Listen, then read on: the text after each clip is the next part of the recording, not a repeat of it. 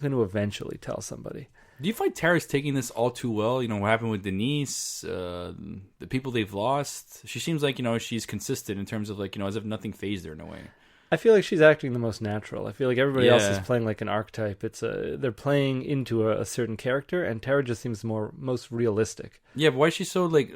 I mean, like I'm not saying you have to be extreme, but like, you know, let it look like it affected you in a way. You know what I mean? In some way, like Daryl, I think has the perfect portrayal for it. I think we've seen enough of him to have like, you know, to see how it affected him. Carol has her side because she doesn't know, and we know where she would stand. Morgan's Morgan, and Rick, and we know Rick and Michonne. So I mean, and Carl for sure too. Then Enid, let's not get into Enid because, you know, everybody wanted potential for Enid, and I don't see any of it at all. Enid's gonna be the but Tara seems to be the one who didn't. Yeah, she seems to be the one who didn't break character, even, you know, before and after Denise. Tara? Yeah. Yeah, well, we didn't get to see Tara's reaction to Denise. We didn't get to see it all, but it looked like nothing happened. Yeah. But she's acting, I think, the most realistic, because everybody else, they deal with death all the time, and every time we see them deal with death like it's their first time. Like, they get angry, they close themselves off. Depends who dies. Slam things, they're angry, they're out for blood. Tara's just keeping it real. Keeping it real. Yeah. Keep it real cool. Yeah, I don't know. She's got to, right? I guess so. She was late in the game, the whole apocalypse thing. Yeah, but she's coming down to stitch up Rosita because Denise showed her how. It's like, just in case someone gets a knife in their eye or close to their eye, here's how to stitch them up. Well, stitching is a pretty useful thing. It's true. I feel like you don't really need to learn how to stitch somebody up. You just do it. Right? I suppose it's you know, just the fact that, like, I guess a tattoo artist could do it because, you know they already inflict some sort of pain on you.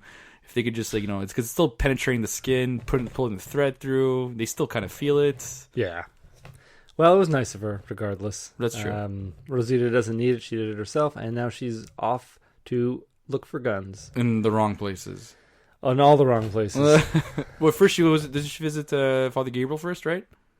No, she comes. Oh, she comes back. You're right. Yeah, you're right. Sorry. Which is a whole other mess. That dialogue definitely bored from Z Nation because I didn't understand the structure of it. Yeah. Well, when we get there, we'll talk about that because I don't even feel like any of the conversation was warranted.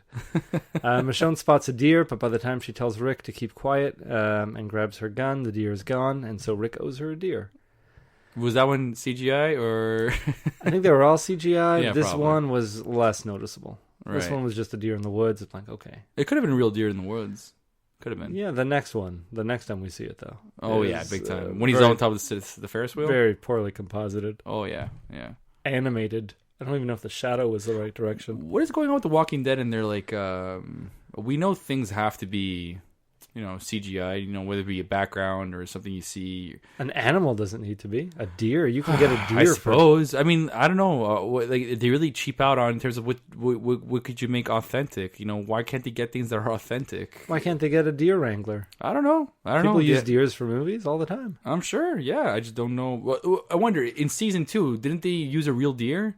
That was more real than this one for sure. Yeah, well, it's not a real deer. But obviously, when it got shot, obviously it's not the real deer, but just, you know. Maybe. People got to eat.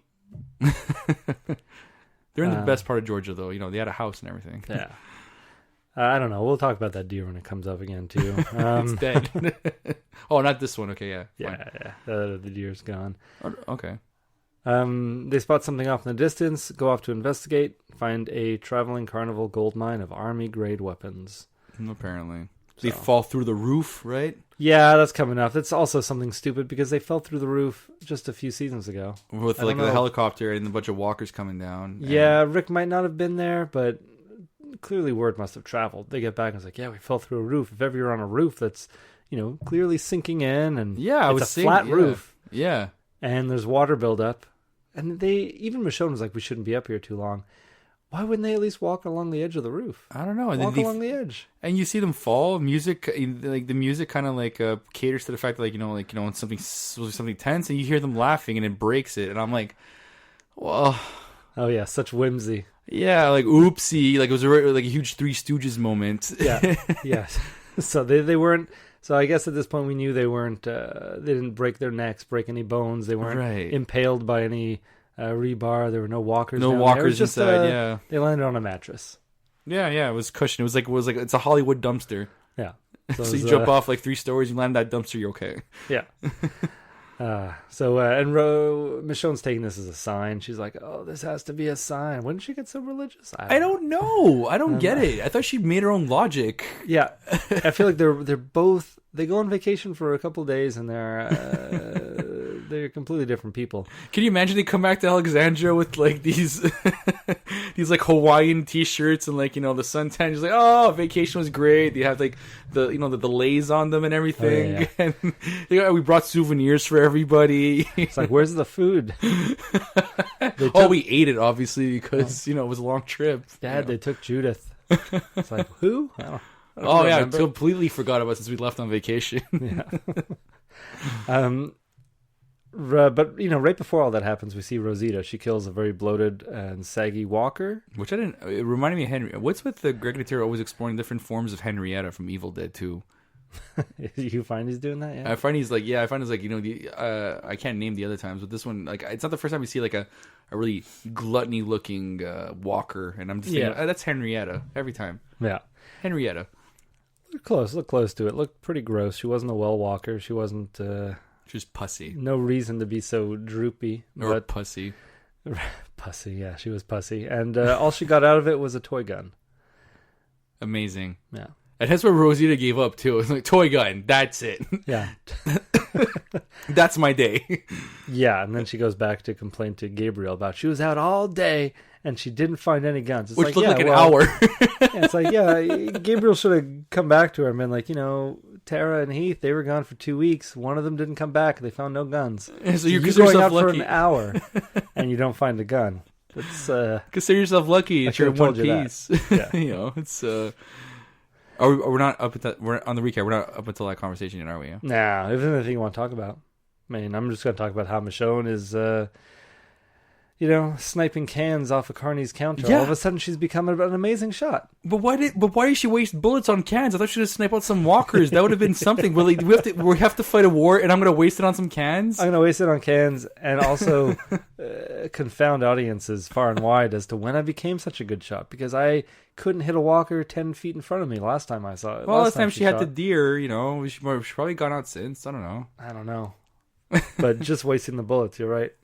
I was just thinking, you know, like every bullet should count for them. I guess, but I mean, you got to spend money to make money. But she should be shooting walkers, not cans. Exactly. So once they fall through the ceiling, they do find a couple of pallets of ready-to-eat food. So easy, just like that. You know, Tara and Heath, you know, gone for 2 weeks, couldn't find anything remotely close to that. Rosita finds a toy gun. They find pallets of food. Yeah, it's confounding. Also, there was a ticket taker walker. Did you read about this or hear about it?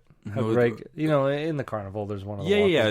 What did they refer? Was it referred to something popular? Yeah, well, Greg Nicotero said he was going to pay an homage to the skeleton on the cover of Creepshow. Yes, I did read about that. So I was pretty excited to see that, and I don't find this walker look anything like that character. No.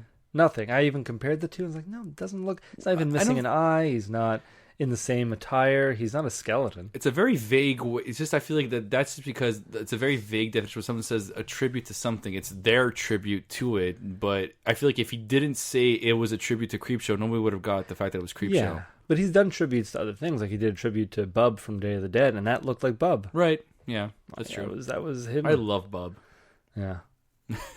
That's a separate discussion. But yeah, that this one I just found didn't work his magic in the same way. So we're moving on. Hopefully, we're moving on. Yeah. Like so is The Walking Dead. Yeah. This is when we get to that scene of Rosita complaining to Father Gabriel about how she's been out all day with no fruits to show. Okay, can I take over for a bit? Jump in. Thank you. It's just because what killed me is that like Rosita's logic in this was basically, if it wasn't for you and I would have done what I planned to take a shot at Negan, you know, we wouldn't be in this mess. And what she means by her plan was basically, so she listened to Father, and what she meant by listening to Father Gabriel was by not going after Negan sooner, and then just taking a shot at him when it was least warranted, and caused this whole kerfuffle. Yeah, that's her definition of listening to Father Gabriel. And I'm thinking to myself, wow, okay, great, Rosita. So you very much clouded your judgment here. Like, I can't believe Abraham was the best part of you. Yeah, you have a very selective memory. Oh my god. And then Father Gabriel goes, well, you know what, technically, yeah, you're right, but you listened to me, so too bad for you. What are you going to do about it now? It's essentially what he says. And that took about 10 minutes. Yeah. That dialogue. It was just, that interaction was just really pointless. So that was very Z Nation, I think.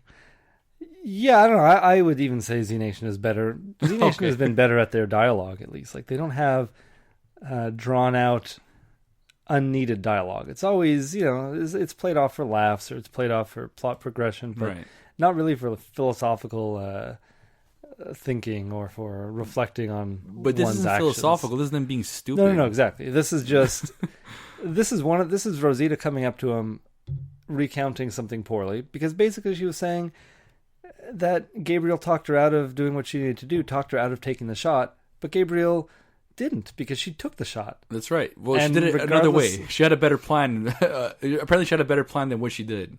Apparently. But it was a fluke. It was a fluke that bat was in front of the bullet. And that she had a gun on her. Yeah. Well, she should have had the gun. She was carrying the gun. She wasn't. Yeah, she was carrying the gun clearly and going to Negan. So, like, I don't get if that wasn't the plan. What was her initial plan? What was the plan? Because that seemed like she was mere feet away from him. Right. Had perfect chance to do it.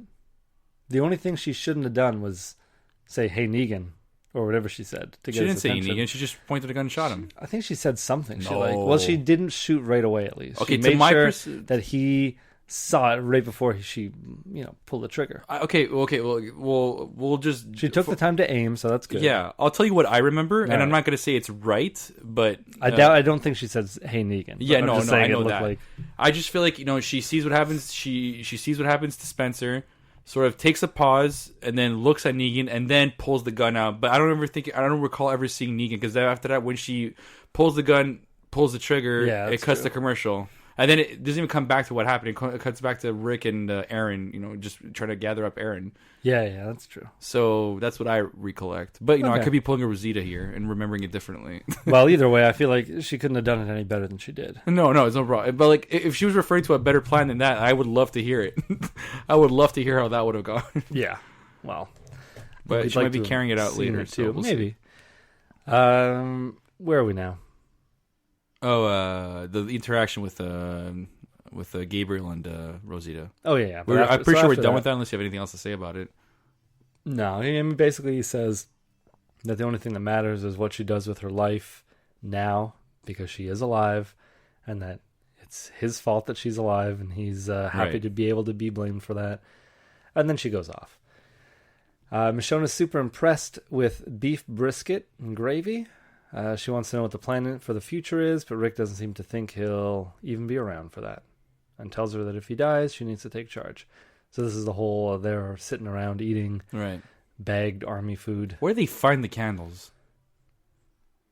I don't know. probably in there somewhere. I guess so. I felt like it was very well lit. It was very well lit. They don't need all those candles. Save some. It's a fire hazard. One of them just leaked, and just burned some nourishment they were trying to gather. I don't know, man. Candles... Oh, they carry less of a load if that happens, but yeah. I mean, I've fallen asleep with candles. I've never died in a fire. You have? Oh no, I always blow them up before I go to bed if I were to use them. Yeah. Well. Yeah. I don't think you have to. They'll just burn out. You'll waste a candle. Yeah, that's it. There you go. I don't want to waste a candle. Don't keep them next to a billowing curtain. And curtains, okay. Yeah. So, yeah, this is one of the first signs of Michonne really being showing her weakness, being like, "No, Rick, I can't lose you. If you die, I don't know what I'll do. I won't be able to go on." And that's weird, because she lost her father and her boyfriend, and cut off their jaws and tied to the chains. Yeah, but she's known Rick for 2 years. I'm sure less than her father and her ex-boyfriend. Yeah, no, I'm not saying it's a lot of time. It's a very short amount of time. Really, has it been 2 years? I don't want to go over it again, but really, it's been 2 years. Well, 7 years in real time, but yeah, we've never seen them go through a winter. I know they've done it, but unless I see them go through a winter, yeah, it you're just seems right. like Yeah, year. but in that part, what part of the states are they even at? Where did they claim that they're at again? Georgia? Did they have winter? I'm sorry for our American listeners. Well,